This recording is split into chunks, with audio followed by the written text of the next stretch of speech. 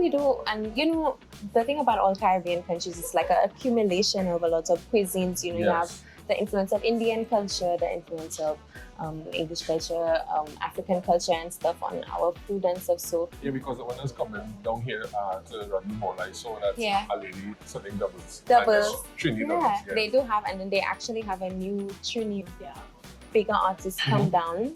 There's a lot of investment, but it is for the sake of showcasing our country in order to get that foreign investment. That I went so to it's like you need to migrate in order to gain those opportunities. Yeah, definitely. Because you can't just stay here and become a creative. But you could do that, but you don't want to be known locally. You want to be known globally. For sure. And there's also, you know, utilizing social media. So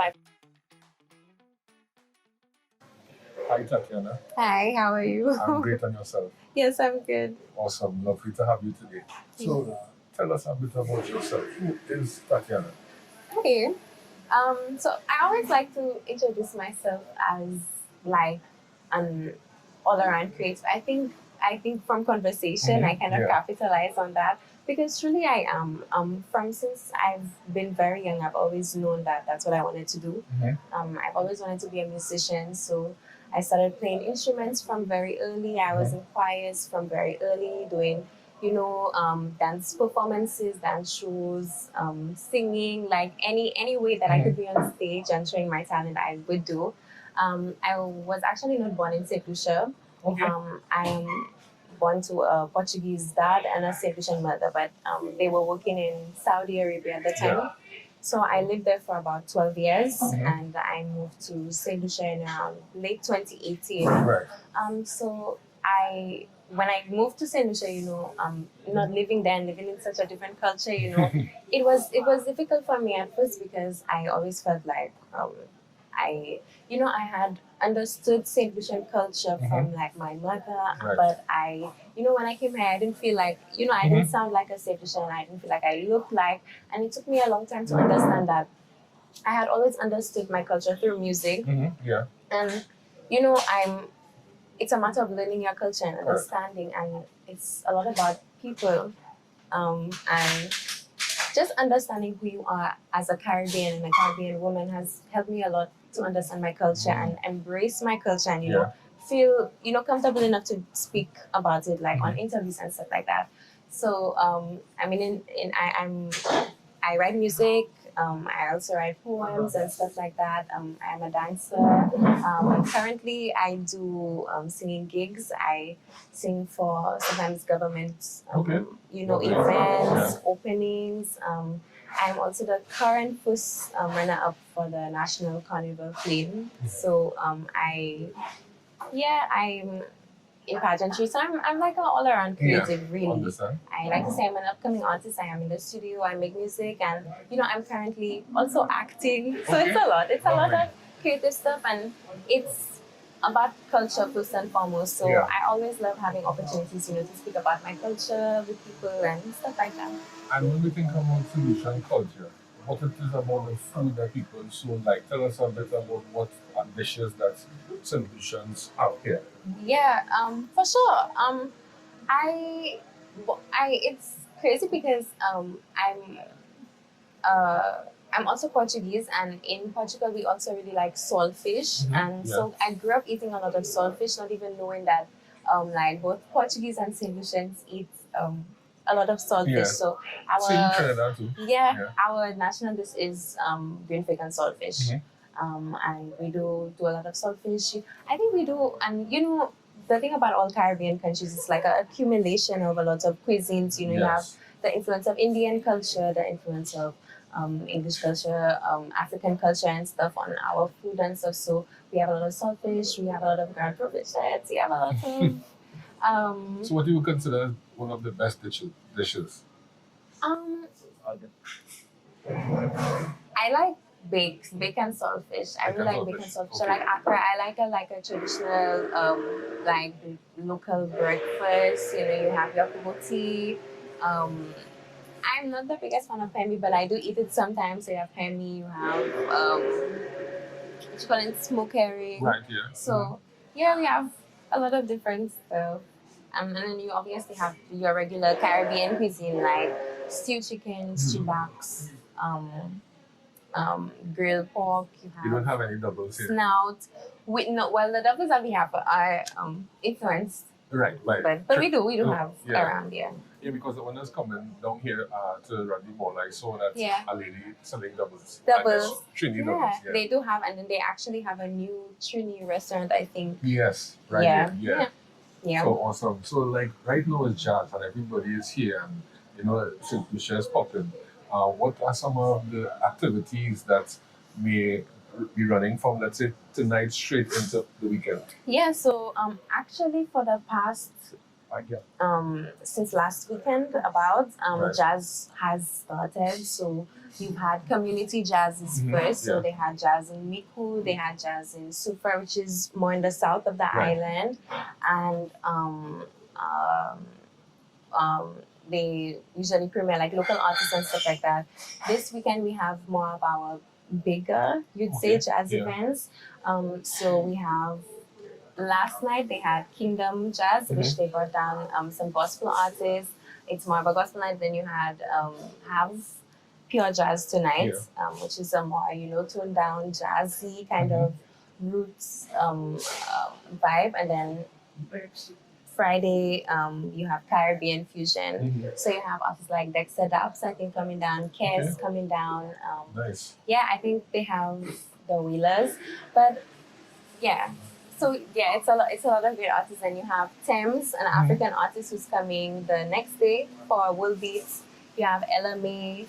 And then for Sunday, on Mother's Day, you have the Ultimate Celebration. So they have Brandy and Monica, and they just have a whole bunch of different international artists that we usually bring down, and it happens yearly. So you think that it's getting bigger and bigger every year? Definitely. In terms of tourism, also it's getting bigger. We have more people coming in for jazz, for carnival as well. You know, so it is getting bigger. The budget is getting bigger, and they're bringing bigger artists as well. Yeah. Okay, nice. That's great to hear. So, what events you would say yourself going to? I'm definitely going the whole weekend. Okay. God willing. Be outside. Yeah, definitely. Yeah. I definitely want to go to World Beats. I've I do want to go to Caribbean Fusion as well, but Kez usually comes every year. Yeah. He comes pretty frequently. You also have Martian Montano actually that came for community jazz. I think it was Nico, if I'm not mistaken, or Super. So yeah, they usually come pretty often. So I am excited for World Beats because it is an artist that I am. Obviously Brandy and Monica. It's kind of yeah. So okay, as you being a creative, you mentioned before this interview that creatives are being undervalued, underpaid, and so forth. What are some struggles that you, as a creative, may have faced in the industry? Yeah, for sure.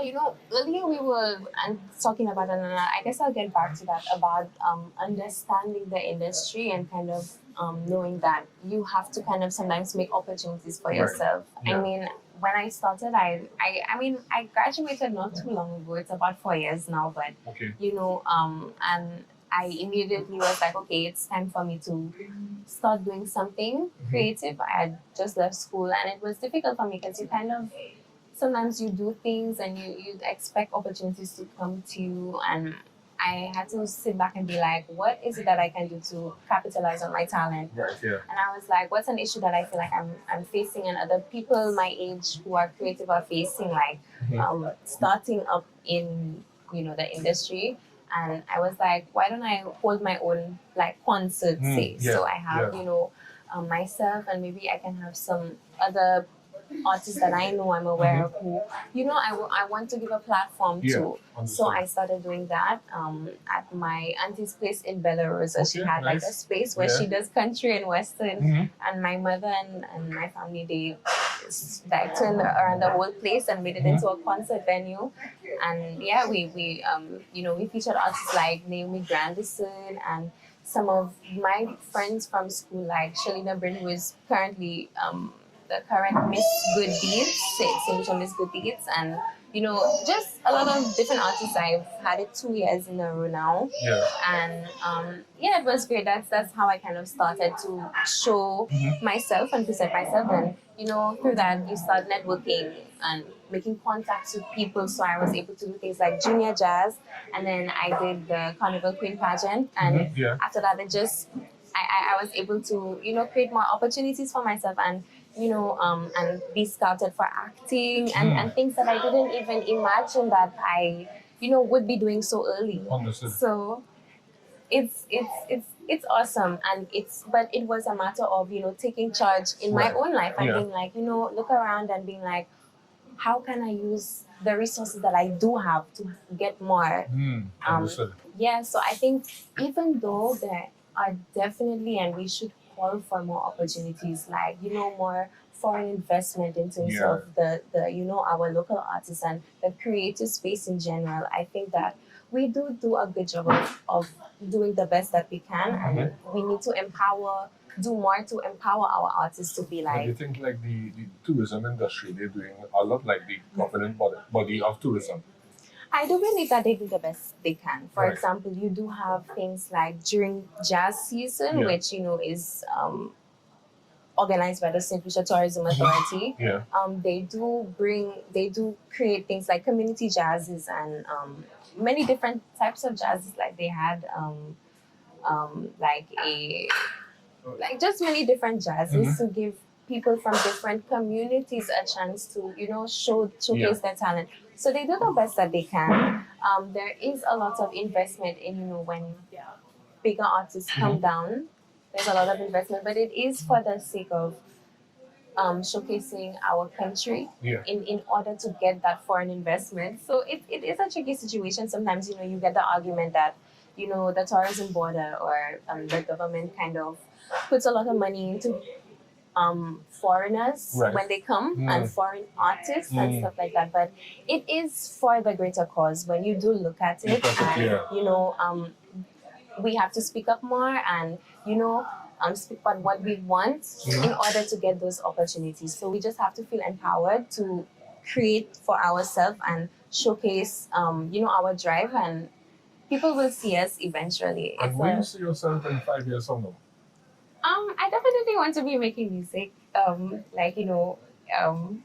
want to be performing stages regionally. Right. I want to release music at least by the end of this year or next year. And just start in that field. I've also recently found that I enjoy directing, so I definitely want to direct my own stuff, maybe music videos, just creative projects. I'm also a dancer. I like to choreograph. So it's I think the job and the career that I want to go in is kind of very limitless, and I try not to be give myself too much expectations, because I can really go anywhere, but that is definitely kind of the direction that I want to go in. So you need to migrate in order to gain those opportunities, definitely. Because you can't just stay here and become a creative, but you could do that, but you don't want to be known locally, you want to be known globally. For sure. And there's also, utilizing social media. So I've kind of, gotten into content creation,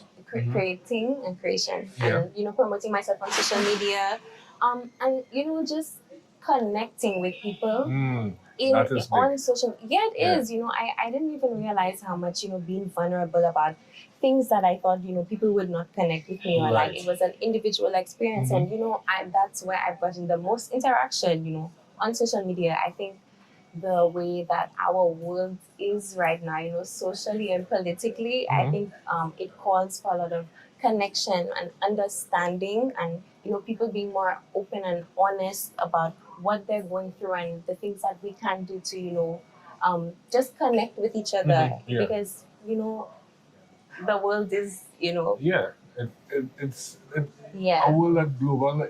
At the end of the day, people connect with people, and it's all about connecting dots. Once it is that you do that, you realize that you form a chain reaction, and everybody could professionally develop themselves the way that they want to. So let me ask, right? Someone coming to Saint Lucia for the first time, what are some spots that they can go to? Food spots, beaches, parties, and so forth outside of the jazz festival season. Sure. So I find as Saint Lucians we like to party. I mean, as Caribbean people, we like to party a lot. So something that I do recommend for people who do like that scene, nighttime, loud music, like dancing and partying, is Guruzele Friday night. So basically, every Friday night in Guruzele, we have a street party. So the entire all of the streets in Guruzele are filled up with people, local vendors, people selling drinks. You have a big sound system in the middle, and people, accumulating in a circle, and it's just good vibes. I love it. It's something that me and my friends do go to frequently. It's a good time. Some good places to eat are, for me, I do live in the north, so I do know places in the north. You have places like here, you have Spice of India, you have, I guess if you want a more local scene, you can go to places, if you are in the north, like more Pigeon Island. Right. But there's a lot of local vendors around, so I find anywhere you go on the street, literally anywhere, there's a lot of, if you want to try local foods, it's everywhere. They have a lot of people, doing like local lunches and stuff like that. Even in Rodney Bay, I think they have, it's called the Triangle, and they do local lunch every day. So, yeah. And like some beaches, like what are some great beaches that people could go to that when they go, they would say, yes, I could stay here for the day? Yeah, you have Redway Beach. You also have Pigeon Island. You have Naked Fisherman, which is in Cap. Right. It's a bit higher up, but we do have a lot of small beaches, hidden beaches as well. Yeah. Naked Fisherman is part of a hotel and it does have a restaurant as well, which is pretty good, but it is a little more expensive and stuff. The food is very good though. What may be the cost? Average. I guess it depends on what kind of meal, but like I guess a standard meal would be around probably 90 EC and up. Okay. Yeah, because it is you kind of pay for the experience as well, because you're on a beautiful beach. Honestly, you have access to the beach too. Yeah. The food is very good as well. It's one of the best restaurants here. If you are going for that kind of very classy cuisine too, you have Big Chef, which is right over there. It's in Rodney Bay, and it's a steakhouse. And definitely will try it out as we in Rodney Bay itself. Yeah.